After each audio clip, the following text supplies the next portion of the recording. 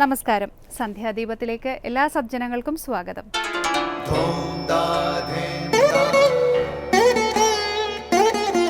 ശുഭം ഭവതു കല്യാണമായുസാരോഗ്യവർദ്ധനം സർവദുഃഖ വിനാശായ സന്ധ്യാദീപം നമോസ്തുതേ.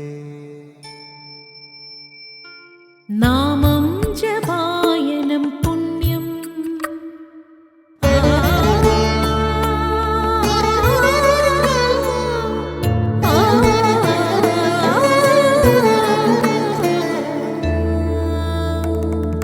നാമം ജപായനം പുണ്യം നിരുപമദീപാങ്കുരം പോലെ സ്വരശ്രുതിലയവരമതുലം ദീവാങ്കണം മോക്ഷസംഗീതസാരം നീളും വഴിത്താരയിൽ ജീവതാരം മന്ത്രാലാപം മായാവിൻ നിൻ പ്രസാദം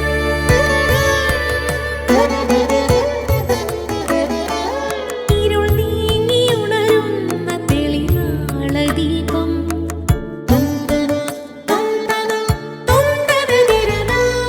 ഇരുൾ നീങ്ങിയുണരുന്ന തെളിനാളദീപം പ്രണവാമൃതം ചൊരിയുന്ന ദീപം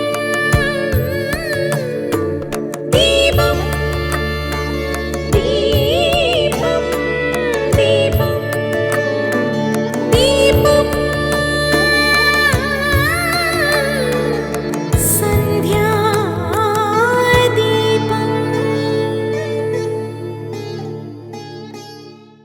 ഒരു ചിത്രശലഭപ്പുഴു വളർന്ന് ശലഭമായി മാറിക്കഴിഞ്ഞാൽ അതുവരെ അതിനെ സംരക്ഷിച്ചിരുന്ന ഉറയിൽ നിന്നും അതിന് പുറത്തു കടക്കേണ്ടതുണ്ട്. എന്നാൽ ഈ ഉറ പൊട്ടിച്ച് ഒരു പൂമ്പാറ്റയായി പുറത്തു വരുമ്പോഴേക്കും അത് വളരെയധികം വേദന അനുഭവിച്ചിട്ടുണ്ടാകും. ആ ഉറയിലുണ്ടാകുന്ന ചെറിയ സുഷിരത്തിലൂടെ അതിൻ്റെ തല മാത്രമേ കഷ്ടിച്ച് പുറത്തേക്ക് വരികയുള്ളൂ. ആ ചെറിയ സുഷിരത്തിലൂടെ അതിൻ്റെ ശരീരം പൂർണ്ണമായും പുറത്തു കടത്തുവാൻ ആ ശലഭത്തിന് വളരെയധികം പരിശ്രമിക്കേണ്ടി വരും. അപ്പോഴുണ്ടാകുന്ന സമ്മർദ്ദം മൂലം അതിൻ്റെ ശരീരത്തിലുള്ള ഒരുതരം ദ്രാവകം ചിറകുകളിലേക്ക് പ്രവഹിക്കും. അത് ആ ചിറകുകൾക്ക് ബലമേകും. അതിൻ്റെ ശരീരവും ശക്തമാകും. അത്യന്തം പ്രയാസമെന്ന് നമുക്ക് തോന്നുന്ന ഈ പ്രയത്നമാണ് പിന്നീട് സ്വതന്ത്രമായി പറന്നു നടക്കാൻ അതിനെ പ്രാപ്തമാക്കുന്നത്. ഇതുപോലെ അനവധി പ്രതിസന്ധികൾ നമുക്കും വന്നു ചേരും. പ്രതിസന്ധികൾ വരുമ്പോൾ അവ നമ്മുടെ ഉള്ളിലെ കഴിവുകളെ ഉണർത്താൻ ഈശ്വരൻ ഒരുക്കിയ സാഹചര്യമാണെന്ന് നമ്മൾ തിരിച്ചറിഞ്ഞ് അതിനെ അതിജീവിക്കണം. തുടർന്ന് ശ്രീ കാവാലം ശ്രീകുമാർ പ്രശ്നോത്തര രത്നമാലിക ആലപിക്കുന്നത് കേൾക്കാം.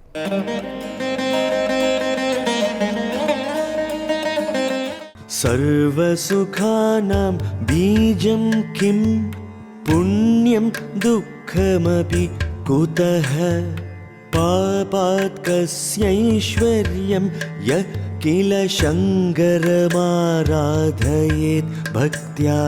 സർവസുഖാനാം ബീജം കിം പുണ്യം ദുഃഖമപി കുതഃ പാപാത് കസ്യൈശ്വര്യം യഃ കില ശങ്കരമാരാധയേത് ഭക്ത്യാ. അടുത്തതായി ശങ്കര സ്തോത്രാമൃതം. സുഖങ്ങളുടെ മൂലകാരണം എന്താണ്? എന്താണ് പുണ്യം? എവിടെ നിന്നാണ് ദുഃഖമുണ്ടാകുന്നത്? ശ്രീ ശങ്കരാചാര്യരുടെ പ്രശ്നോത്തര രത്നമാലികയിലെ 45-ാം ശ്ലോകത്തിലെ ഈ ചോദ്യങ്ങളാണ് ഇന്ന് ശങ്കര സ്തോത്രാമൃതത്തിൽ സ്വാമി ചിദാനന്ദപുരി വ്യാഖ്യാനിക്കുന്നത്.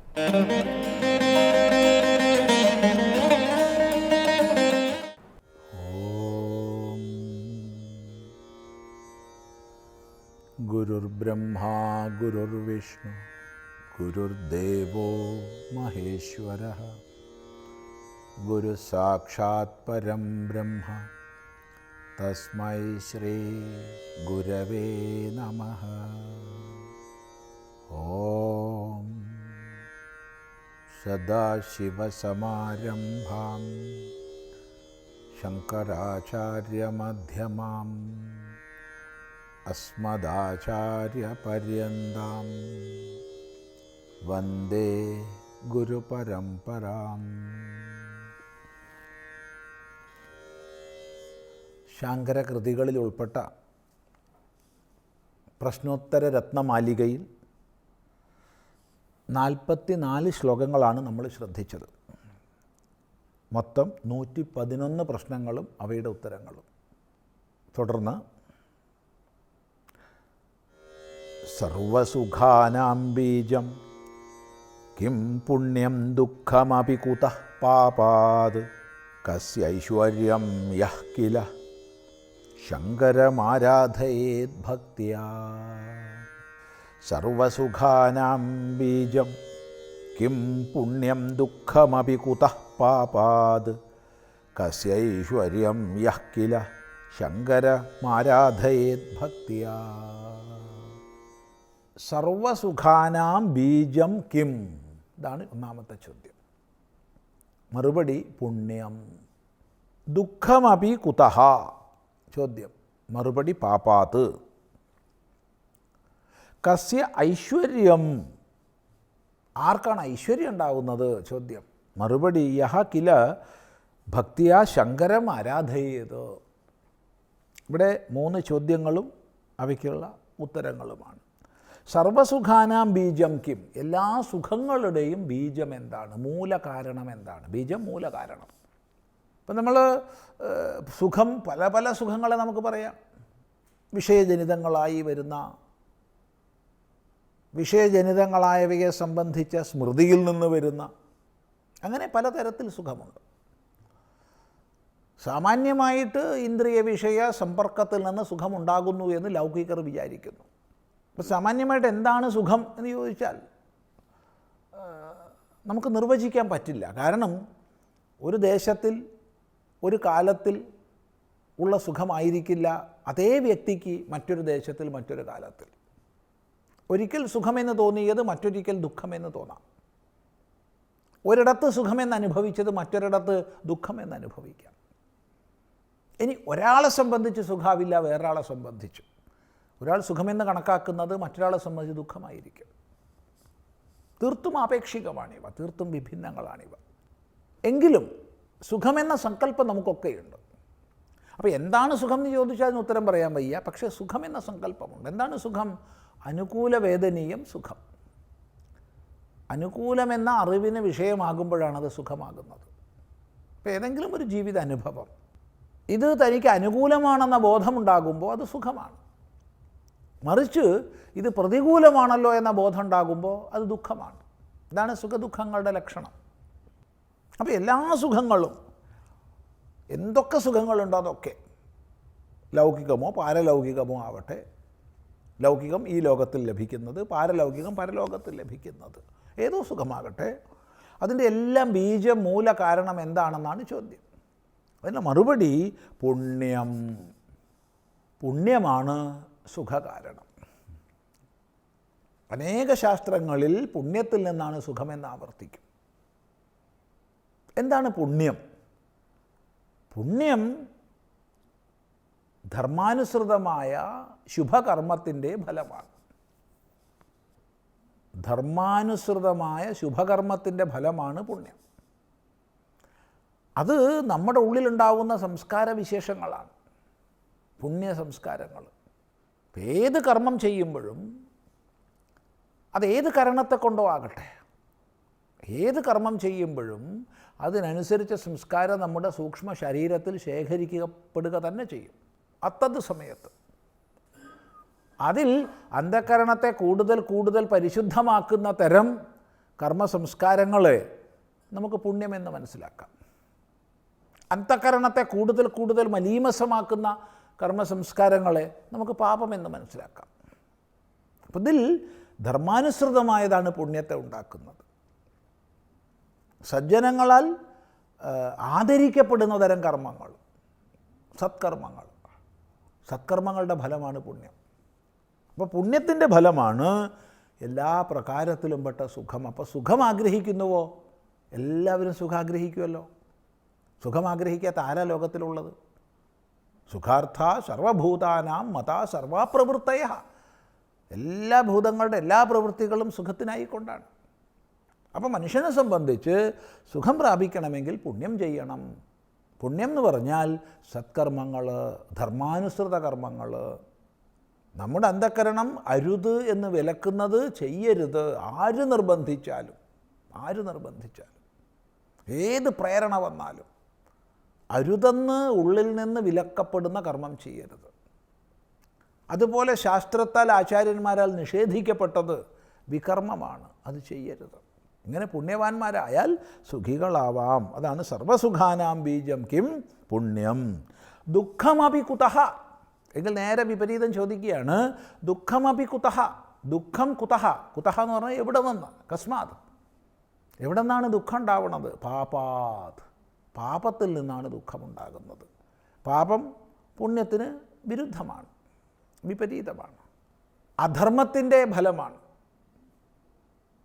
അപ്പം ധർമ്മവിരുദ്ധമായ അശുഭകർമ്മങ്ങളുടെ ഫലമാണ് പാപം. നമ്മുടെയൊക്കെ മനസ്സാക്ഷി അരുത് അരുത് എന്ന് ഉള്ളിൽ നിന്ന് വിലക്കുന്ന തരം കർമ്മങ്ങളെ മനസ്സിൻ്റെ പ്രേരണയാലോ പരന്മാരുടെ പ്രേരണയാലോ നമ്മൾ ചെയ്താൽ അത് പാപകർമ്മമാണ്. എത്ര കണ്ട് പാപകർമ്മങ്ങളെ, അധർമ്മത്തെ നമ്മൾ ചെയ്യുന്നുവോ അത്രയും നമ്മുടെ അന്ധക്കരണം കൂടുതൽ കൂടുതൽ കട്ട പിടിച്ചതാകും, മലീമസമാക്കും. അങ്ങനെ വരുമ്പോൾ ജീവിതത്തിൽ എല്ലാ അനുഭവങ്ങളും ദുഃഖപ്രദമായി മാറും. സുഖസാഹചര്യത്തിലും സുഖമനുഭവിക്കാൻ കഴിയില്ലെന്ന് മാത്രമല്ല, ദുഃഖമേ നമുക്ക് ഭോഗിക്കാനുണ്ടാവുള്ളൂ. അനുകൂല ഭാവത്തിൽ വരുന്നവരും പ്രതികൂലമായി മാറും. സാഹചര്യങ്ങളെല്ലാം വിപരീതമാകും. അത് നമ്മുടെ പാപത്തിൻ്റെ പരിണാമമാണ്. ഇവിടെ പുണ്യം പാപം എന്നൊക്കെ പറയുമ്പം പ്രത്യേകം ശ്രദ്ധിക്കണം. എല്ലാവർക്കും എല്ലാ കാലത്തേക്കും പുണ്യമോ പാപമോ ഇല്ല. മറ്റാരെങ്കിലും ദൈവമോ ഏതെങ്കിലും ദേവതകളോ ഈശ്വരനോ നമുക്ക് പുണ്യപാപങ്ങളെ ഒട്ട് തന്നിട്ടുമില്ല. മറിച്ച് നമ്മുടെ കർമ്മത്തിൻ്റെ ഫലരൂപമാണ് പുണ്യവും പാപവും. അതുകൊണ്ട് തന്നെ നമ്മുടെ കർമ്മങ്ങളിലൂടെ, ജീവിതത്തിലൂടെ നമുക്കിവയെ സ്വാധീനിക്കാൻ സാധിക്കും. കർമ്മങ്ങളിലൂടെ പുണ്യപാപങ്ങളെ ഇല്ലാതാക്കാൻ കഴിയില്ല. പുണ്യപാപങ്ങൾ ഇല്ലാതാവുന്നത് ആത്മജ്ഞാനിയെ സംബന്ധിച്ച് മാത്രമാണ്. ആർക്ക് ശരീര താദാത്മ്യം നിശേഷം പോയി സച്ചിദാനന്ദമായിരിക്കുന്ന ആത്മാവാണ് ഞാനെന്ന ബോധം ഉറച്ചിട്ടുണ്ടോ അയാൾക്ക് പുണ്യവുമില്ല പാപവുമില്ല. എപ്രകാരമാണോ നല്ലപോലെ ജ്വലിപ്പിക്കപ്പെട്ട അഗ്നി വിറകുകളെ വെണ്ണീറാക്കുന്നത്, അതുപോലെ ജ്ഞാനമാകുന്ന അഗ്നി സകല കർമ്മങ്ങളെയും, പുണ്യപാപാത്മക കർമ്മങ്ങളെ ഭസ്മീകരിക്കും. അപ്പോൾ ആ വിദ്വാനെ സംബന്ധിച്ച് പുണ്യമോ പാപമോ ഇല്ല. അല്ലാതുള്ളവരെ സംബന്ധിച്ച് എല്ലാം പുണ്യപാപങ്ങൾക്ക് പ്രസക്തിയുണ്ട്. അതുകൊണ്ട് പരമാവധി സത്കർമ്മങ്ങളെ ചെയ്യൂ, പരമാവധി സദ്വിചാരം ചെയ്യൂ, പരമാവധി സത്സംഗം ചെയ്യൂ എന്ന് ആചാര്യന്മാർ നമ്മളെ ഓർമ്മിപ്പിക്കും. അതിലൂടെ പുണ്യവൃദ്ധി ഉണ്ടാവും, പാപക്ഷയം ഉണ്ടാവും, അതിനനുസൃതമായി സുഖാനുഭവവും ഉണ്ടാവും. ഇത് മനസ്സിലാക്കി ലോകത്തിൽ നമ്മൾ ജീവിതത്തെ ചിട്ടപ്പെടുത്തേണ്ടതാണ്. തുടർന്ന് അടുത്ത പ്രാവശ്യം നമുക്ക് ശ്രദ്ധിക്കാം.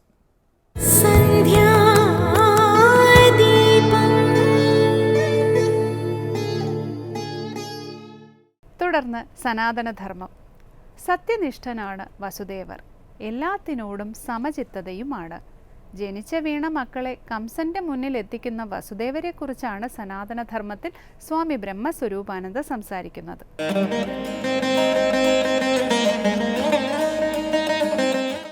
ഓം നമോ ഭഗവതേ വാസുദേവായ. എല്ലാവർക്കും എൻ്റെ പ്രണാമം. അങ്ങനെ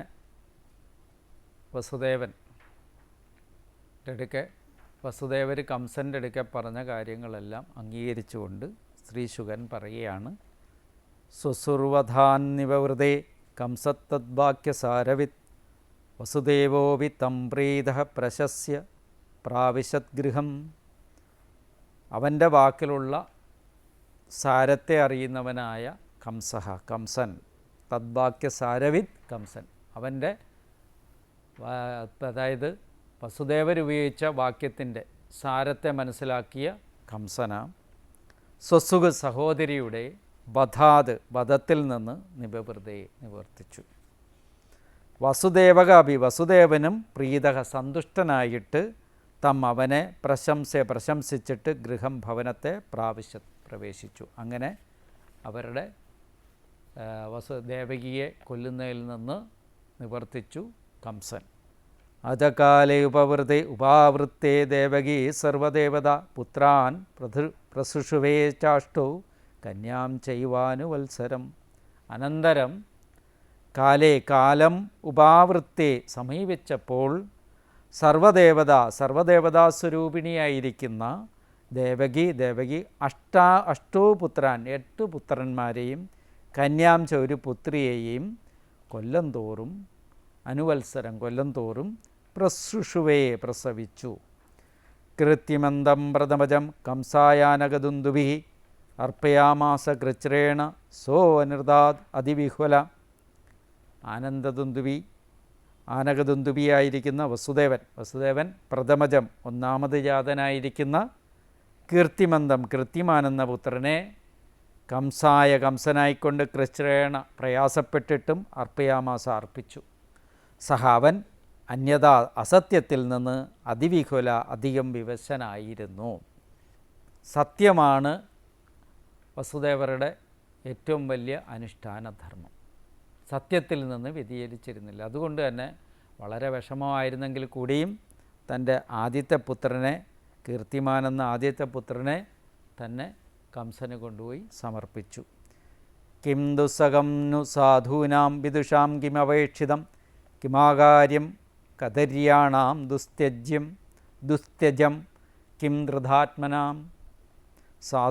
സാധുക്കൾക്ക് ദുസ്സഹം സഹിപ്പാൻ കഴിയാത്തത്, കിം എന്ത്, വിദ്വാൻമാർക്ക് അപേക്ഷിക്കത്തക്കത്, കിം എന്ത്,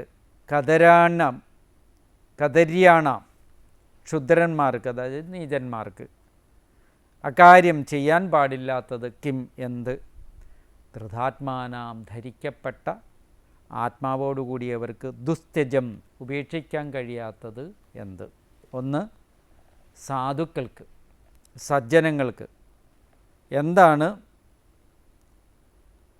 ദുസ്സഹം സഹിപ്പാൻ കഴിയാത്തത്. സാധുവായി കഴിഞ്ഞാൽ, നല്ല സ്വഭാവത്തിൻ്റെ ഉടമയായി കഴിഞ്ഞാൽ അവനെന്തായിരിക്കും? എല്ലാത്തിനെയും സഹിക്കാൻ കഴിയണം. സത്യാനാസ്തി പരോധർമ്മ ധർമ്മോ അസ്മത് കുലദൈവതം എന്നവരാണ് സാധുക്കൾ. സത്യാനാസ്തി പരോധർമ്മ, സത്യത്തിൽ നിന്ന് പരമമായിട്ട് ശ്രേഷ്ഠമായിട്ടൊരു ധർമ്മവും ഇല്ല. പിന്നെന്താണ്? അസ്മത് കുലദൈവതം, ആ സത്യം തന്നെയാണ്, ആ ധർമ്മം തന്നെയാണ് ഞങ്ങളുടെ കുലദൈവം എന്ന് പറയുന്നത്. അങ്ങനെയുള്ള വ്രതത്തെ രക്ഷിക്കാൻ വേണ്ടി സ്വപുത്രനെ കൊണ്ട് സമർപ്പിച്ച സാധുവായിരിക്കുന്ന വസുദേവർക്ക് എന്താണ്? സഹിപ്പാൻ കഴിയാത്തതായി ഒന്നുമില്ല. പിന്നെ വിദ്വാൻമാർക്ക് അപേക്ഷിക്കാൻ കഴിയാത്തതായിട്ടൊന്നുമില്ല. വിദ്വാൻമാരുടെ വാക്ചാതുര്യം, അപേക്ഷകത്വം, അവരുടെ സ്വഭാവത്തിൻ്റെ മഹിമയും മറ്റു എല്ലാ ഗുണങ്ങളും കൂടെ ചേർന്ന് എന്തൊക്കെ കാര്യങ്ങളാണോ സാധിക്കേണ്ടത് അതെല്ലാം അവർക്കിവിടെ സാധിക്കത്തക്കതാണ്. കിം എന്ത്, കദര്യാണാം ക്ഷുദ്രന്മാർക്ക് നീചന്മാർക്ക് ചെയ്യാൻ പാടില്ലാത്തതെന്ന്. അവർക്കെന്തുവാണ് ചെയ്യാൻ പാടില്ലാത്തത്? അവർക്ക് എല്ലാ തരത്തിലുള്ള കാര്യങ്ങളും ചെയ്യാൻ ഈ നീചന്മാർക്ക് സാധിക്കും. ധരിക്കപ്പെട്ട ഇപ്രകാരമുള്ള ആത്മാവോട് കൂടിയിരിക്കുന്ന ആളുകൾക്ക് ദുസ്ത്യജ ഉപേക്ഷിക്കാൻ കഴിയാത്തത് എന്താണ്? അങ്ങനെ ഇവിടെ എല്ലാം പറഞ്ഞതിന് ശേഷം പറയുകയാണ്, ദൃഷ്ട്വാ സമത്വം ദശൗരേ സത്യേ ചൈവ വിവസ്ഥിതിം കംസസന്തുഷ്ടമാന മനാരാജൻ പ്രഹസന്നിധം അബ്രവീത്. പറയാണ് ശൗരേ, വസുദേവൻ്റെ തത്സമത്വം ആ സമഭാവനയും സത്യത്തിൽ വ്യവസ്ഥിതീഞ്ചയേവ ഉറപ്പിനെയും ദൃഷ്ട കണ്ടിട്ട് രാജൻ, രാജാവേ തുഷ്ടാത്മന സന്തോഷിച്ച മനസ്സോടുകൂടിയ കംസൻ പ്രഹസൻ ചിരിച്ചുകൊണ്ട് ഇതിനെ അബ്രവീത്, കംസൻ ഇപ്രകാരമുള്ളതിനെ പറഞ്ഞു. സുഖത്തിലും ദുഃഖത്തിലും നിർവികാരമായ അവസ്ഥയോടുകൂടിയിരിക്കുന്നതിനെയാണ് സാധാരണ ശാസ്ത്രങ്ങളിലൊക്കെ സമഭാവന എന്ന് പറയുക, തുല്യഭാവന. സുഖം വന്നാലും ദുഃഖം വന്നാലും വികാരമില്ലാണ്ടിരിക്കുന്ന അവസ്ഥ. ഈ അവസ്ഥയിലെത്താത്തവർക്ക് പുത്രനെ ഹനിക്കാൻ സാധിക്കും, കൊണ്ടു കൊടുക്കുന്നവർക്ക് സാധിക്കില്ല, കൊണ്ടു കൊടുക്കാനും സാധിക്കില്ല. ഇവിടെ ദൃഢവിശ്വാസമുള്ളത് കൊണ്ടാണ് ഈ പുത്രനെ കൊണ്ട് കൊടുത്തത്. ദൈവത്തിൻ്റെ ഏതെങ്കിലും തരത്തിലുള്ളൊരു സംരക്ഷണത്വം അവിടെ ഉണ്ടാകുമെന്നുള്ളൊരു വിശ്വാസത്തിലാണ് തൻ്റെ പുത്രനെ കൊണ്ടുകൊടുത്തത്. അവിടെ നിന്ന് ആ പുത്രനെ സംരക്ഷിക്കേണ്ടത് ഭഗവാന്റെ കൃപാവർഷമാണെന്ന് വിചാരം ചെയ്തുകൊണ്ട് ഇപ്രകാരം തൻ്റെ പുത്രനെ കൊണ്ടുവന്ന് സമർപ്പിച്ചു. സമഭാവനയോടുകൂടി ദൃഢചിത്തനായി മനസ്സിന് ദൈവത്തിൽ സമർപ്പിക്കപ്പെട്ട മനസ്സോടുകൂടി ദുഃഖിതനാണെങ്കിൽ കൂടിയും ഭഗവാൻ കാത്തു രക്ഷിക്കട്ടെ എന്നുള്ള വിചാരത്തോടുകൂടി വസുദേവർ തൻ്റെ പുത്രനെ കൊണ്ട് സമർപ്പിച്ചു എന്നുള്ളതാണ് ഇവിടെ പറയുന്നത്. എല്ലാവർക്കും സമഭാവന ഉണ്ടാകട്ടെ. സുഖത്തിലും ദുഃഖത്തിലും വിചാരവികാരങ്ങളെ നിയന്ത്രിക്കാനുള്ള സമഭാവന നമ്മളിൽ വളരട്ടെ. നമ്മുടെ അടിസ്ഥാനം അതുതന്നെയാണ് വളർച്ചയുടെ. അതുണ്ടാകട്ടെ എന്ന് ആശംസിക്കുന്നു. നമസ്കാരം.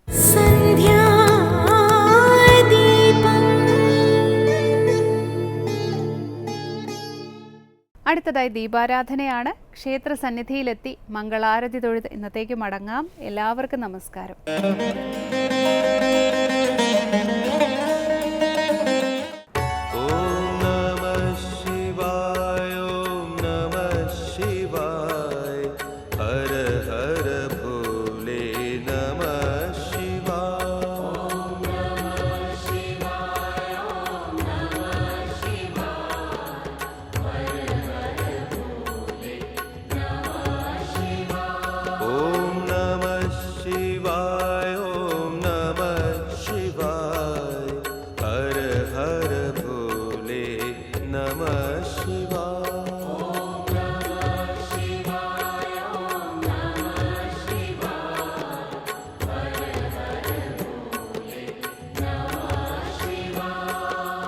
रामेश्वर